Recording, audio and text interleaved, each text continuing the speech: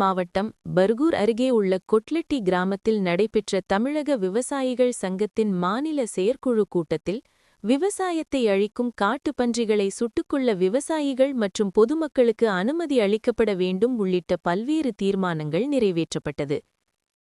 கிருஷ்ணகிரி மாவட்டம் பர்கூர் அருகே உள்ள கொட்லெட்டி கிராமத்தில் நடைபெற்ற தமிழக விவசாயிகள் சங்கத்தின் மாநில செயற்குழு கூட்டம் நடைபெற்றது. தமிழக விவசாயிகள் சங்கத்தின் மாவட்ட தலைவர் ராஜ் தலைமையில் நடைபெற்ற இக்கூட்டத்திற்கு மாவட்ட துணைத் தலைவர்கள் இராமமூர்த்தி, முருகன், மாவட்ட இளைஞர் அணி தலைவர் தமிழரசன், மாவட்ட செயலாளர் சிவகுமார் ஆகியோர் முன்னிலை வகித்தனர்.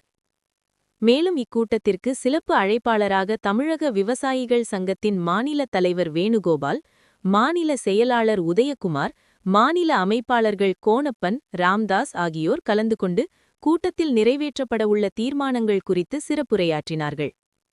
மேலும் இந்த கூட்டத்தின் வாயிலாக விவசாய நிலங்களை நாசம் செய்யும் காடு பன்றிகளை சுட்டுக்கொள்ள உரிய அனுமதி அளித்திட வேண்டும், காட்டு யானைகளால் பாதிப்புக்குள்ளாகி வரும் விவசாயிகளுக்கு உடனடியாக நிவாரணம் வழங்க வேண்டும், விவசாயிகள் பல்வேறு காரணங்களும் கட்டுப்படியான விலை கிடைக்காமலும் வன விலங்குகளின் தொல்லையால் வங்கிகளில் பெற்ற கடனை கட்ட முடியாமல் இருப்பதினால் வங்கிகளில் விவசாயிகள் பெற்ற கடனை தள்ளுபடி செய்ய மத்திய மாநில அரசுகள் முன்வர வேண்டும், தமிழகத்தில் அடுத்த ஆட்சி அமைக்கும் கட்சிகள் விவசாயிகளின் கோரிக்கைகளை நிறைவேற்றும் அரசாக இருக்க வேண்டும் உள்ளிட்ட பல்வேறு தீர்மானங்கள் நிறைவேற்றப்பட்டது.